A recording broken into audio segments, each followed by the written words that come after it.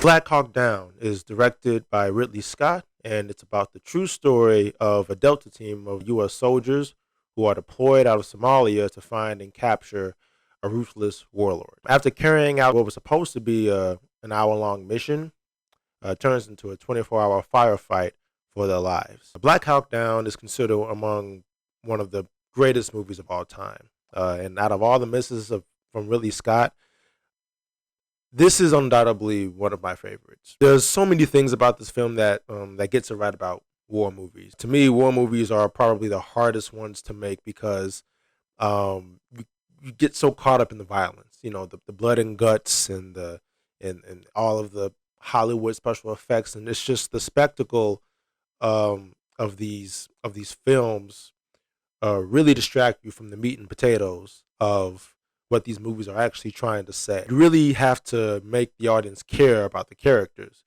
And we're not talking about, 3 to 5 characters. This film carries a large ensemble of characters that you will have to keep track while also rooting for them to survive. And I haven't seen a war film since Black Hawk Down to do it to this massive scale and succeed. What I like most about this is that it's a character film first. You spend a good chunk of the first act learning about the soldiers and why they're out there. And then you see little moments of what the soldiers are actually fighting for back home. You see one soldier talking on the phone with his wife, and he's leaving her a voicemail. And you see another soldier kind of drawing in his pad for his daughter, like this picture for his daughter. It's just little moments like that that really you don't see anymore. It's usually just exposition-y. But one of the things that Black Hawk Down does is it really gives you just little tiny powerful moments of vulnerability for these soldiers, and I really did appreciate that. And then of course you have another one that's bragging about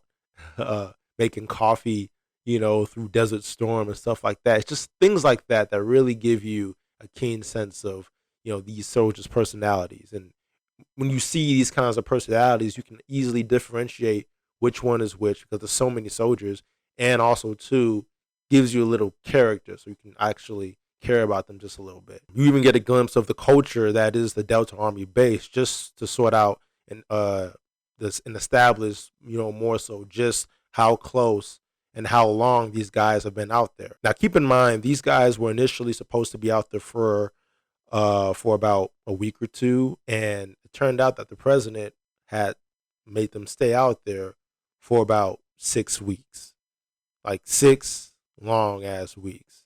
Now, just think about that for a second. So at this point, everyone is just ready to go home. Like everyone is just kind of jaded. I mean, they've been going back and forth to these different cities and stuff, trying to get intel on this Somalian warlord, and you can see that everyone is a little, complacent.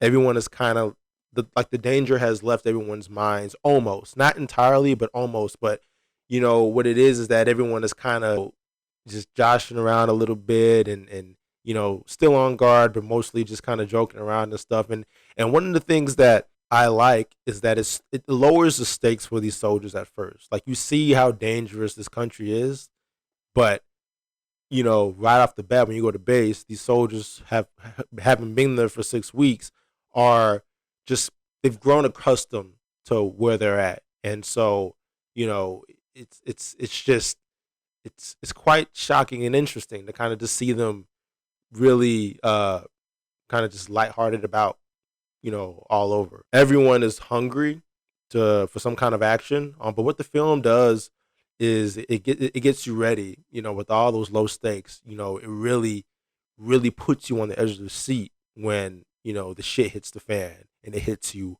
hard. The scene where everyone is like packing up, ready to go and get deployed off. And then you have this one guy, Grimes, who's like packing, his these extra packs of bulletproof vests. I think that's what they are. And another soldier beside him says, "I don't know about you, but I'm not planning on getting shot in the back anytime soon." And Grimes responds with like, "Well, I better keep mine in." And this, it kind of just shows you that, like, even though he's joking, it's like one of those really absurd things that you witness this soldier says, like, why the hell would you say that? You're going into a hot zone. I mean, you guys know they're going to be shooting, but like I said, like, everybody's kind of just jaded at this point. We're going to be gone for an hour. We don't need these extra cans of canteen. We don't need these extra medical supplies. We don't need to carry all of this stuff because we're gonna be coming back, you know. And it's just so. I mean, it's great stuff, but it's just so frustrating to know that these guys are actually going out to war unprepared because they really truly are underestimating their enemy. And I'm just it's just you don't see stuff like that a lot of times, in war movies. And one of the things I can appreciate is that the film's willingness to show, the little imperfections and the flaws of the military. Like they're not just these all around perfect American heroes, like these are guys that are human beings that make mistakes, willingly make mistakes, and show the regret, after the aftermath of whatever chaos happens due to those mistakes. And it's just, you know, really humanizes the military element. But one of the biggest lessons I can tell you right now, after seeing all that, is that you never ever underestimate your enemy, like ever. But clearly, these guys haven't read the Art of War, or maybe they have. I mean, I don't know. But other than that, I thought the characters were great. What's crazy is that there were actors that I never noticed, when I first watched it. Like I recognize a character, I recognize an actor now, but before then I never did. Tom Hardy is in this. Like I don't know if people realize it, but Tom Hardy was in Black Hawk Down.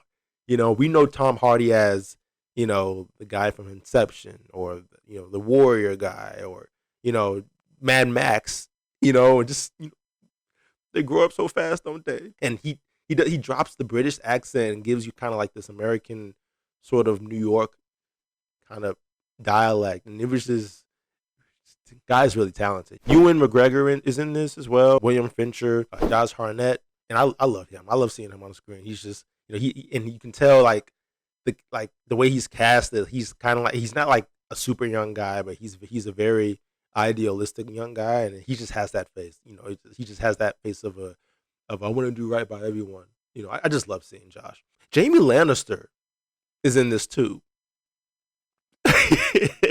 It's just crazy seeing these people, man. Like Jamie Lannister, I think his name is Nikolai Coster Waldo. He's in this movie, and it takes you so back. You know what I mean? Eric Bana is also in this film as well. Fun fact: this was Eric Bana's first movie. The guy who used to be the Hulk, the guy who was in Troy playing Hector. This was his first movie, playing a psychotic soldier who is frankly amazing at this point. One of my favorite characters in this film, by the way. But these actors are just so natural in their performances, like especially Tom Hardy. Eric Bana, with his almost psychotic look in his eyes and in the southern accent, you can really just see how versatile these actors had to be to bring this kind of truth to these kind of characters. And not 1 minute did I not believe it. It was very, very convincing. And I really started to feel for these characters. Ridley Scott's directing is, of course, just masterful all around, especially in the opening scene where you see these sliding shots of just the dead bodies kind of sprawl all over the ground, covered in dust, really establishing how dangerous this place is at that time. To even where you're down in the underbellies of Somalia, where you see like the merchants kind of like scatter around about, shooting guns in the air. I don't know how he did this. So it's like it's like this whole congestion of just people kind of walking around in Somalia, and you see these merchants with all of these guns and ammo that they've obviously stolen, trying to sell, and they're just shooting them all in the air, like saying they're gonna, just shooting them in the air. And I'm just like, dude, you're in a crowd full of people shooting a gun in the air. But that culture shock was just to show that in film, really putting me in that spot where it's really grungy, really chaotic, really crowded, and seeing kind of all these guys just kind of live their livelihoods. It was interesting. And of course, we can't not talk about, a war movie without talking about the action. Okay, now these action scenes will give you anxiety attacks. Okay, it's a pretty violent film. I want to say, the whole entire time, because it's a 2 hours and 24-minute film. Um, the whole 20 minutes of that is a bunch of character development stuff, good stuff. But the whole rest of the 2 hours is just all fighting, like all firefights, all guns are blazing, and it keeps the stakes high enough to where when the shit pops off, you're in it and just hoping that the soldiers make it out in the end. And it's really, you would think that you would be getting exhausting from seeing all of this violence and stuff, but not one minute did I.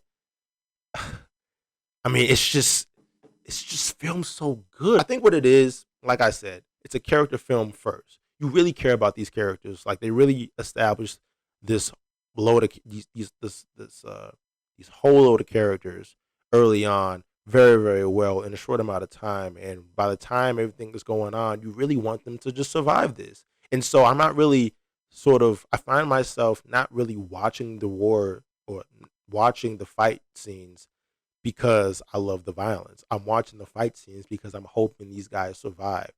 Now some war movies, of course they do it like that, but it's so many soldiers to keep track of, and I want them all to make it. I want to say I think the only criticism I have with this film is that with Sizemore's character, who plays McKnight, he's kind of just walking around with no gun.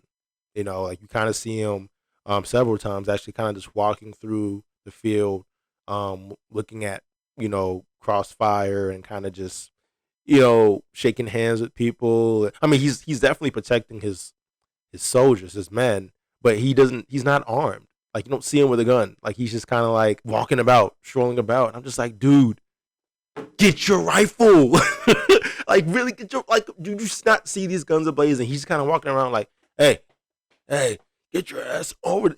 Like come on, man. I'm just like, come on, man, get your gun. Please get your gun before you get shot.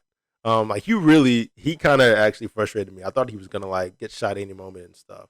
But God, get your gun, man. Other than that, I thought this film was terrific. It's easily one of Ridley Scott's best work. You got the Alien and then the Gladiator and all his other kind of stuff. But I think this movie right here I would put up in his top tier list. I'm gonna give it a 9.75 out of 10. It's great. It's great. It's a near perfect film, and it's not that long either, or at least it didn't feel that long. But I really enjoyed this. God, it's such a good movie. So that's it for my review of Black Hawk Down. Check out my channel for more content very soon. I got a lot of stuff. I got so many things to really dish out, and I got so many movies. Shout out to you guys for liking the video and subscribing and all that kind of stuff. And you guys take care. Okay. Peace.